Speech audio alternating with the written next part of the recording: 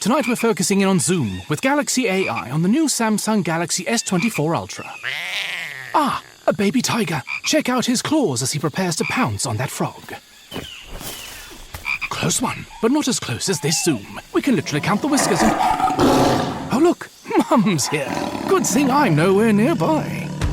Go wild with Galaxy AI on the new S24 Ultra and zoom in on the epic day or night. Get yours now at Samsung.com.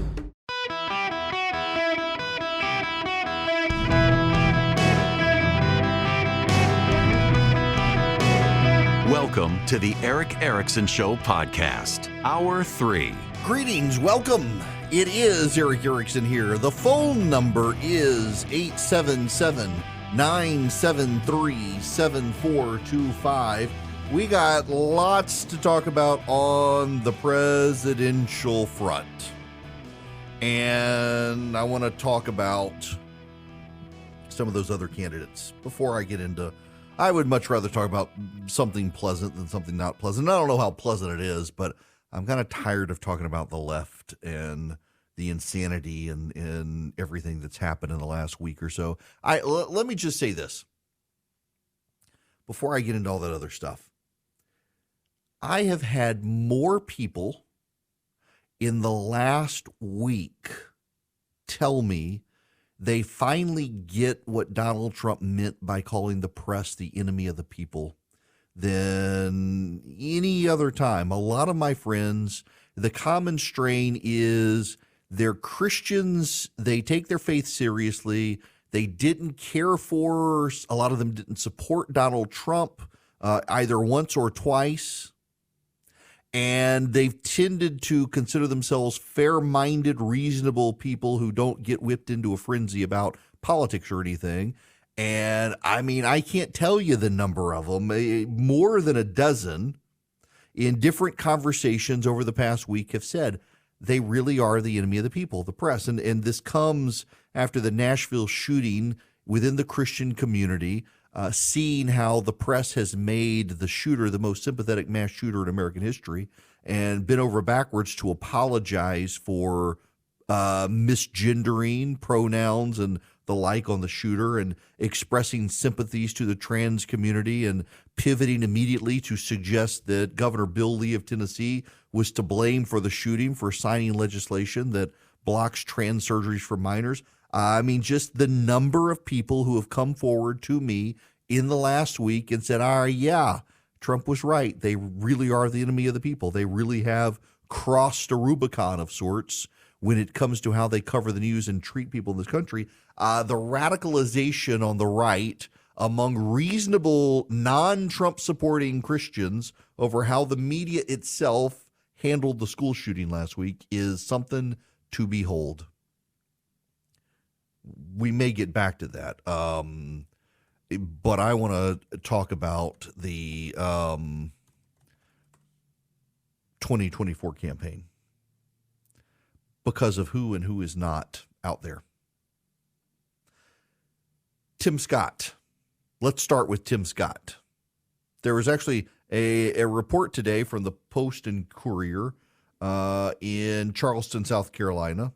Headline, Tim Scott Super PAC hires 2 South Carolina political operatives as Senator I's presidential bid.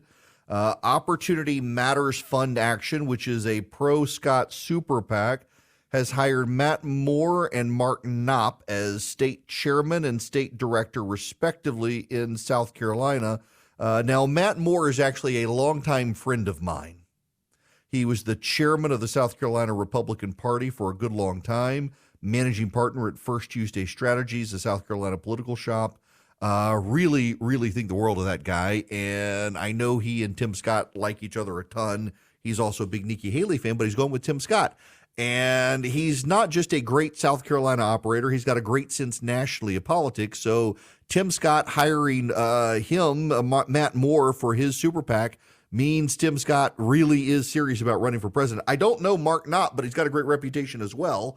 So Scott continues to build. It sounds very much like Scott wants to run for president. And I will tell you, behind the scenes, from what I'm told, is that Tim Scott has a sense that there's an opening for the happy warrior. Now, listen, I know there are friends of mine who want this to be Trump versus DeSantis, everyone else get out of the way. And I'm very sympathetic to that, although I see room for more than just two candidates and room for multiple messages.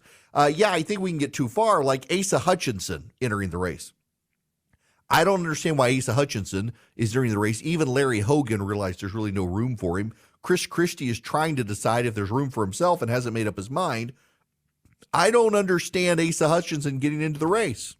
It makes no sense to me other than he's got nothing better to do and he wants to attack Trump and claim some happy warrior message. And the happy warrior lane is the lane that Tim Scott is going to run in. It makes sense for Scott to do it because people know him. Nobody knows who Asa Hutchinson is.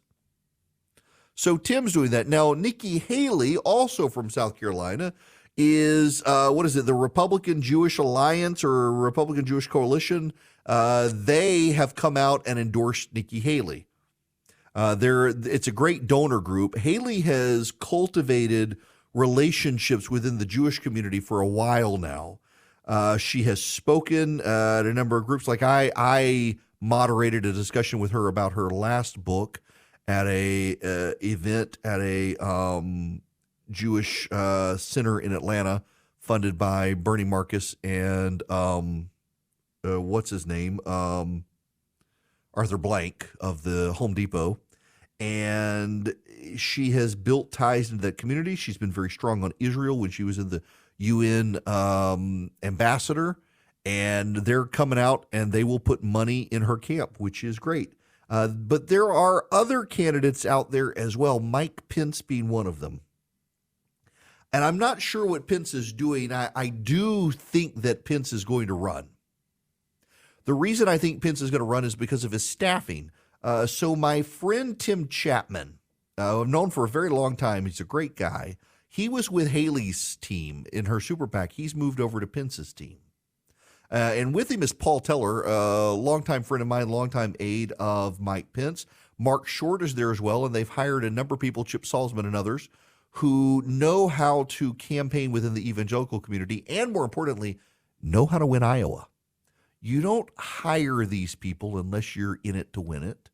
And he seems to be. And, of course, the national media and much of the Republican punditry are dismissing Pence.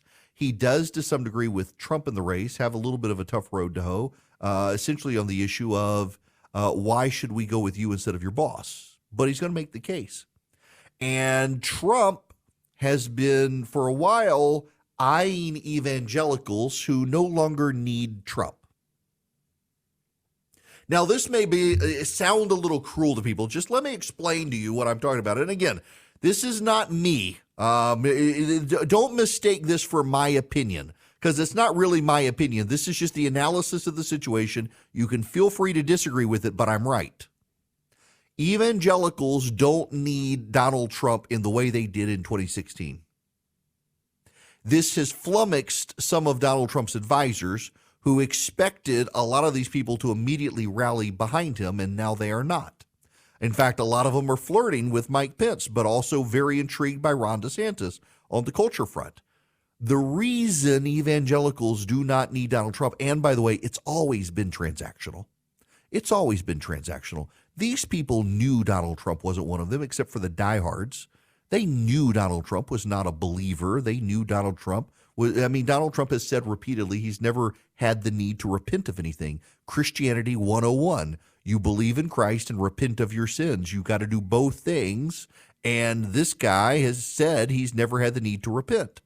And evangelicals knew it. They got the joke. They were aligning with him because he became the Republican nominee. They needed to beat Hillary Clinton. They felt there was an existential threat against them when you have Barack Obama going after Hobby Lobby and Little Sisters of the Poor, trying to force them to cover abortions. You've got Antonin Scalia's seat on the Supreme Court open. It could permanently shift to the Supreme Court, at least for a generation, shift to the Supreme Court. They had to have Donald Trump, and so they did. And then they got Roe v. Wade overturned.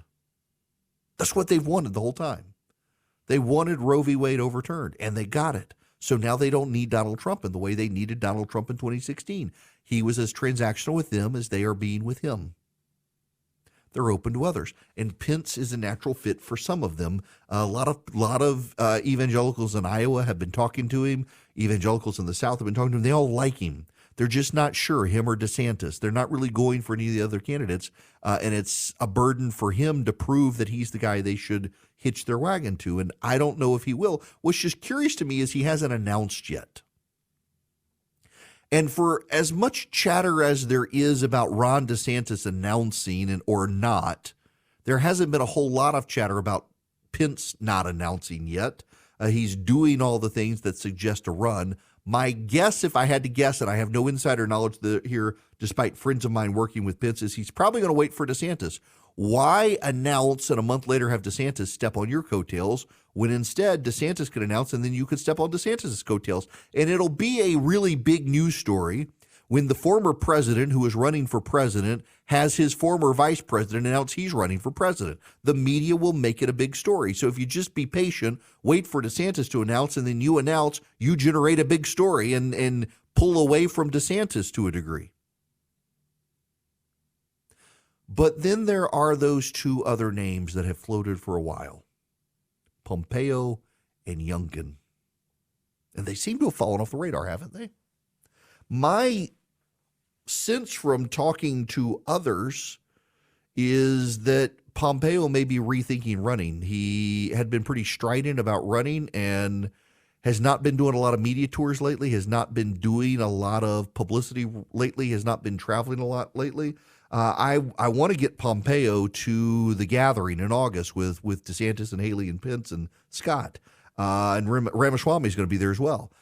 I still want Mike Pompeo to be there. I think Pompeo would be great, particularly as Republicans are assessing foreign policy. There is a need for a substantive conversation on foreign policy. And honestly, if he decides not to run, that makes his conversation on foreign policy all the more credible because it's not a campaign thing. He's really does truly think these are the things we need to do, not just the things he must say to build a coalition. But there's no real buzz out there. He doesn't seem to be staffing up more. He doesn't seem to be kicking fundraising into high gear. And that's leading me and others to believe that Pompeo has looked at running for president and decided he doesn't really see a lane for himself at this point, or it's too much of a burden. Maybe he will change his mind, but he's gone under the radar. Along with Glenn Youngkin, the governor of Virginia, who a lot of people speculated would run. And you saw Jeff Rowe several weeks ago make a statement that seemed very favorable to Ron DeSantis. He walked it back, said it was misunderstood. It wasn't a slight on Glenn Youngkin. If Glenn Youngkin wanted to run, he would be formidable and he would probably win. And a week later, Jeff Rowe, Glenn Youngkin's campaign strategist, goes to DeSantis' camp. Youngkin's pollster, the only guy who polled Virginia accurately, by the way. Everybody had Glenn Youngkin losing except his own pollster, Chris Wilson, told him he was going to win, told him why. Youngkin believed him, continued to pour money in, and won. And Chris Wilson has gone to the DeSantis super PAC along with Jeff Rowe. Kind of suggests Youngkin's not going to win, or run. And then there's Vivek Ramaswamy, who is in it to win it. He's been going after DeSantis lately on some of the woke stuff, which is interesting. He's going to be at the gathering in August. A couple of people, one in particular, one member of the Senate told me his impression is that Ramaswamy is running the most expensive campaign for a cabinet seat ever. Regardless of how you characterize it, he's got to boost his name ID. He's not polling very high. He's got a lot of money he can throw into the race, but he's only got so much still. It may be a lot, but not enough to fund a full presidential campaign. And I don't know how his fundraising is going. I will tell you this. We now have numbers from Jason Miller about Donald Trump. Since his indictment last week, Donald Trump has raised $7 million. $7 million in just a handful of days since the indictment. But I'll tell you, one of the people who is running for president texted me and said, "Is that it?" Makes you wonder. Howdy, welcome. It's Eric Erickson here across the nation, 877-973-7425. Wayne, you're going to be up next on the Eric Erickson Show. Welcome. Hi, Eric. I'm glad to talk to you again. I live down here in Houston County, Georgia. First question I guess I would have is I can't find you on the radio anymore, so I listen to you on the podcast, and I suppose I could download the link that you have to listen to it live, but I was wondering if you're on the radio. And the second one is I am not in Middle Georgia at the moment. I hope to be back there. Okay. Well, then the second question, I'll listen to it on that podcast for your information on it. I was wondering if you could allude to any possible avenues for teaching gun safety in public schools, considering we teach sex education and all sorts of other things that we argue benefit the children in society. I think as the Second Amendment is a constitutional right, I don't see it going away unless we call a constitutional convention. So I think the best thing we can do is adjust to the times and start teaching kids gun safety, especially if parents are not going to. And with that, I'll let you go. Look, and by the way, Wayne, if you do, when you get off here, if you text ERICK to 33777, you can get that live link. In fact, if you text Eric to 33777 right now, get the live stream link, and there's like a 30-second delay, so you'll be able to hear me live answering your question instead of waiting for the podcast. I wish we had gun education in schools. We have sex education in large part because the left insisted on it. Why not do education about guns in school? And if you're worried about, well, we don't want live rounds in school, you don't have to have live rounds in school to teach gun safety. My wife and I, my wife is actually the super, super pro Second Amendment person in our family. I am not. Guns are a tool in our house, given security issues with my family in the past, and we thought we needed to get educated on them, and we took a lot of training. There were some great courses we've taken to improve our shooting. There are some great groups out there that can help you with your shooting. We've gone to gun ranges and gotten classes as well. It just seems like, particularly in the southern states, guns are a way of life for people. I'll never forget my wife has a friend, a very good friend who's very much to the left of my wife and me and very anti-gun. And she commented that she did not want her kids touching a gun. And my wife's reply to her was that given the ages of her sons and who their friends are, she actually should get her son trained on gun safety, not because of his use of guns, but because of other people's guns, that he's inevitably going to be at a friend's house where there are guns. And she should probably get her son some street smarts about guns other than just saying, don't touch it. Because when you tell a kid not to touch something, they're going to want to touch it. And getting them educated is probably a good thing. And I do think it's a good thing. It wouldn't work everywhere in the country. Some people wouldn't have it. But it seems like it'd be a good option besides having some sort of rifle team or something in schools. Just teach kids basic safety. Okay, we got to move on. I do want to turn to this madness with the left right now, some of the cultural issues with the left between what Bud Light has done and country music television and others, and this embrace of trans issues after the Nashville thing. The signaling that it's sending to people is pretty terrible. You are listening to the Eric Erickson Show. Our phone lines are now busy if you call. It's not that I don't want to hear from you. I would be happy to hear from you, but I can't. You see, there's been a water main break at the preschool where the call screener's children are, and he has had to go get his kids from preschool because the building is flooding. When it rains, it pours. Oh, my. Okay, that's fine. I will just have to entertain you myself instead of having callers rescue me from myself. I'll do my best to not disappoint you. I don't drink Bud Light. I think it's garbage beer. I'm a Miller Lite person. It has better taste.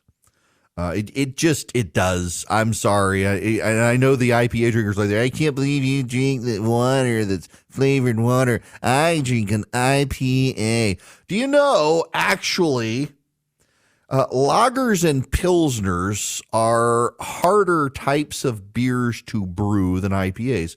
What is an India Pale Ale? What's an IPA? An IPA is a beer that was designed to be easily brewed and stored in varying temperatures so sailors could have beer in their journeys around the British Empire, particularly from India. Pilsner and lagers have to have precise temperature control. That's why when you get started as a home brewer, it's easier to make an IPA than it is to make a Pilsner or lager. You don't have to worry about all the temperature controls. I personally find them more refreshing and less bitter. I don't particularly care for fruity flavored beers. I don't want fruit in my beer. There's a brewery near me called Fall Line, and the motto on their lager is beer that tastes like beer. Thank you very much. That's exactly what I want. I don't want Bud Light. I think Bud Light is gross. I don't like the flavor of it. I never have. I'm always disappointed when I go to sports venues and it and Budweiser are the only two you can buy because they're gross. Don't like them. Sorry, Governor Kemp. My governor in Georgia is a Budweiser guy. I'm like, nope, don't like it, don't want it. Shiner Bock, Yingling, Miller Lite, lots of local breweries, but I don't want Bud Light, which has decided to make a special can for that Dylan person, the gay actor who decided for attention to become transgender. And what's so notable about that guy is that he has embraced the stereotypical aspects of femininity. I want to pause here and say something. My wife is fundamentally amazing. My wife has a lung cancer for which there is no known cure. And when we went to the beach 2 weeks ago for spring break, she went to a strongman gym in Hilton Head, and by the end of the week had worked herself up to carrying like 475, 490 pounds on her back on a yoke carry. And today she got out of her comfort zone and went to a local strongman gym where we live to learn powerlifting. She wants to build up her upper body strength. And she did it in part, and she won't mind me saying this, is when she was diagnosed with an incurable form of lung cancer, it kind of felt like a death sentence to her. They put her on a medicine that would last for 2 years, and here she is 6 years in. The medicine is still working. And having basically resigned herself to not seeing our oldest graduate, she's now like, screw cancer. I'm going to live my life. When we first got married, she had to have a double mastectomy. Her family has an awful, awful, awful history of breast cancer.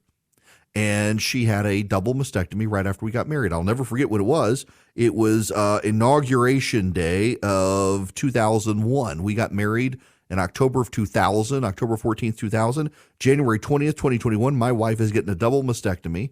And they couldn't actually do the full process. And she spent 6 months going through a reconstruction process that had to be repeated 4 times over the next several years. Then she gave birth to 2 children. Her health started failing, and she decided to be a stay-at-home mom, and I was blessed with a job that paid enough money that she could do it. And we haven't really had to struggle in that regard. We've struggled in other ways, particularly with her health. Carrying my wife back and forth to the doctor over the years, going every 3 months now for her lung scans. And I say that to say that my wife is a great wife and a great mother and has lived the life of a woman that this Dylan guy will never live. And it's appalling to me. The Vice President of the United States, Kamala Harris, and Bud Light would celebrate this guy becoming a woman and being 365 days a woman when he hasn't. He'll never have to worry about menstrual cycles. He will never have to worry about ovarian cancer or uterine issues. He will never be able to birth a child. He will never live his life the way a woman has lived her life. And the only reason we take him seriously is because he's a white dude. I'm actually really shocked at a feminist movement that has demanded equality for years is now totally fine with media outlets making men the women of the year just because they've transitioned to be women. The men are better at being women than the women, according to the media. And again, it tends to be white men.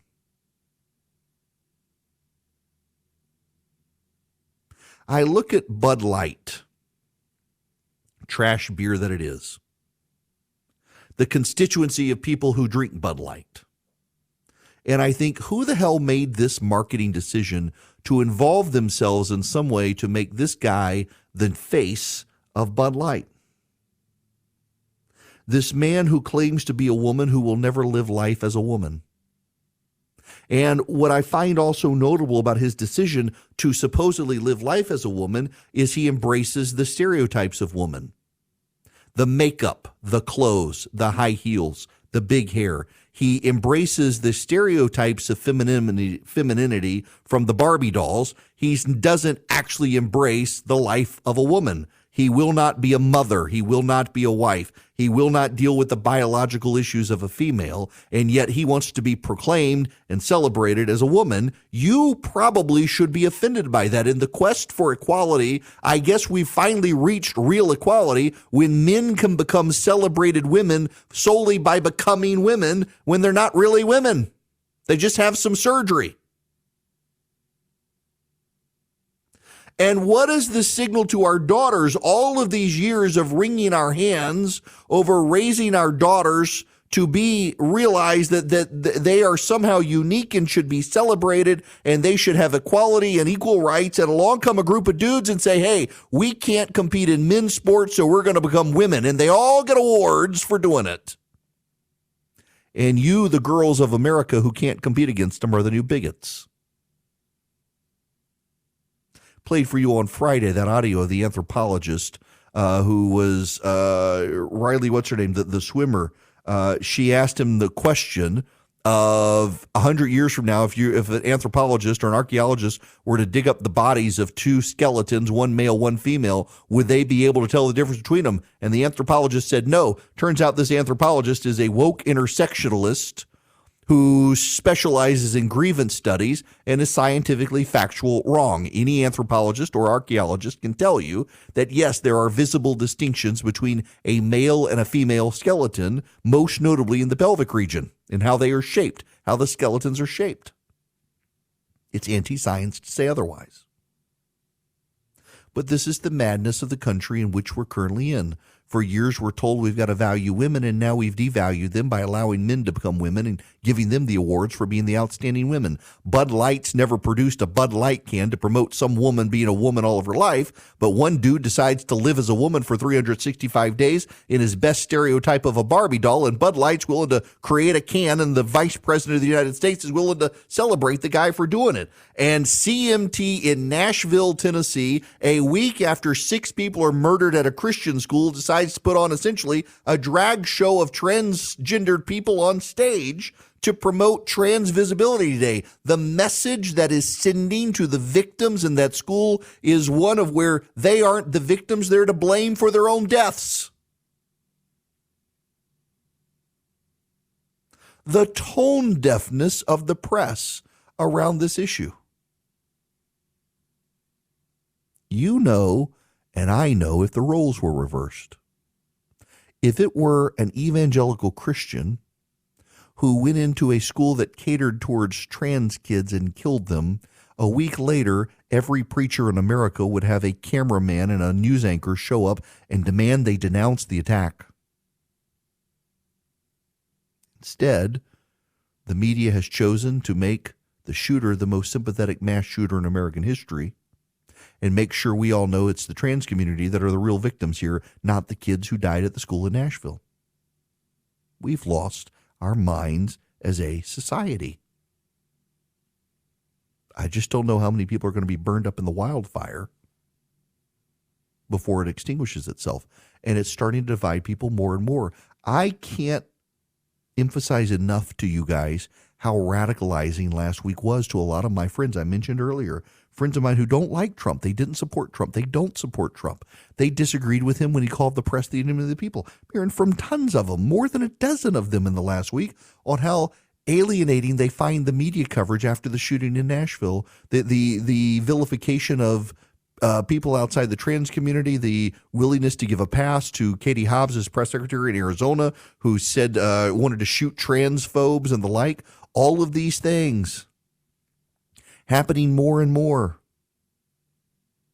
The celebration of madness. They're taking over state capitals. You know, in Tennessee, 3 members of the state legislature voted against a law that would give liability immunity to private schools who hire security. The legislation there are concerns in Tennessee that private schools need clear legislation to allow them to hire security personnel without liability issues. The Tennessee legislature advanced the legislation. 3 Democrats opposed it. And then those 3 Democrats stood up and demanded a reversal of the trans legislation and demanded that they pass gun control legislation in Tennessee. They shut down the state legislative assembly. They ignored the sergeant of arms. They're probably now going to be evicted from the Tennessee legislature on a vote of the Tennessee legislature because they refused, when the sergeant at arms instructed them to be quiet, to be quiet. They refused to do it. They ignored him. In fact, they essentially said, listening to authority is white privilege. We're not going to do it. People have lost their minds. And society is gets the collateral damage on this stuff. We have conservatives being shut down and chased off campuses when they dare to speak at Stanford and elsewhere. So many people on the left give them a pass. We've now had the Wisconsin legislature, the Texas legislature, now the Tennessee legislature taken over by left-wing activists who pushed their way in, shoved cops out, and they're not considered insurrectionists. They've been given a pass by the press, treated as heroes for doing it. And then you look at what happened on January 6th, which was nothing different from what happened in those places, and those people are condemned by the media. Oh, but it was Congress. Well, these were democratically elected legislatures too. And the media has taken a side and covered for the left on all of these things, has taken the side of the left. It's escalating the divisions in this country. And it's going to continue to accelerate. And I don't know that there's any coming back from it. It is a wildfire. Eventually, wildfires stop. They run out of fuel or rain hits. And that's going to happen in this case, too. I just don't know how much of society is left in charred remains of it before the wildfire burns out or hits some rain. I don't know, but it's becoming more and more obvious in this country that we are at a tipping point, if not crossing it. And there are societal forces on both sides, but particularly in the media and the left that are upset about this tipping point, who continue to push us over it. They don't care about the rule of law unless it's a weapon they can use about the other side. And they don't care about free speech unless it's a tool they can use against the other side. And they don't care about women unless they can give a dude an award for being one. Now, let's move on to brighter things. Patriot Mobile is at least funding the fight back against these folks. They're funding conservatives taking over school boards. They're funding the conservative movement. They're funding the pro-life movement, and they do it with their profits. And the way they grow their profits is they convince you to move your cell phone service to them. You get guaranteed great service from Patriot Mobile, and all you got to do is just call them at 972-PATRIOT. You get 100% U.S.-based customer service. You tell them I sent you. You get free activation, or also you can go to their website, patriotmobile.com/Eric. If you go to patriotmobile.com/ERICK, you will see a zip code or an address block. You put it in, you put in your address, and it zooms right into your house and shows you how good the 5G coverage is, the data, the voice, all that. You can keep your existing phone number, and if you have an unlocked phone, you can keep it. You take your business to Patriot Mobile, they then grow the conservative movement. You win and they win, and America wins by advancing the conservative cause. And it's so simple. All you got to do is go to patriotmobile.com/Eric or call them at 972-PATRIOT. Move your cell phone service to them, and they help grow the conservative movement. Again, it's patriotmobile.com/Eric, ERICK, or call them 972-PATRIOT. Tell them I sent you, and you get free activation at patriotmobile.com. Hello there. It is Eric Erickson here, continuing to follow along as Donald Trump's plane approaches New York City. My goodness gracious. He's somewhere over Maryland at this point, if I'm following the map right. This is going to be a big story. We're going to spend a lot of time on it tomorrow, whether we want to or not. So let me just back up here for the radio stations across America, of which I've gotten a lot of emails from folks. Here's my thinking for tomorrow. We know that he will be arraigned between 1 and 3 tomorrow, more likely between 2 and 3 o'clock. It will take time to get him processed and fingerprinted and all that. We don't know about the mugshot. What we do know is the Trump team right now is saying there will be no handcuffs. They're not going to do that to him, in large part as a security matter. The Secret Service says no way. It could impede him if something were to happen and them have to get him out of there. They are working with the Secret Service. It is also most likely that they will bring him in somewhere securely, so you're not going to get the photo ops that people want. The question is the mugshot. He doesn't really need to be mugshotted. I mean, can you not tell me what Donald Trump looks like? But people are mugshotted, and so there's a negotiation apparently underway as to whether or not he will be. If he is, it's a public record. And if it's a public record, he can reproduce that public record because there's no private copyright holder to it. And if there's no private copyright holder to it, he can replicate it, reproduce it, use it, and put his signature on it, turn it into his own art, and sell it and make a mint off of it. He's already raised $7 million. Going to be very interesting to see how this plays out. We will have a lot of coverage of this tomorrow. We will take your reaction around the country as it's happening, and I may see if I can get some experts in here with me as well. See y'all then. With Lucky Land Slots, you can get lucky just about anywhere. Dearly beloved, we are gathered here today to... Has anyone seen the bride and groom? Sorry, we're here. We were getting lucky in the limo and we lost track of time. No, Lucky Land Casino, with cash prizes that add up quicker than a guest registry. In that case, I pronounce you lucky. Play for free at LuckyLandSlots.com. Daily bonuses are waiting. No purchase necessary. Void where prohibited by law. 18+. Terms and conditions apply. See website for details.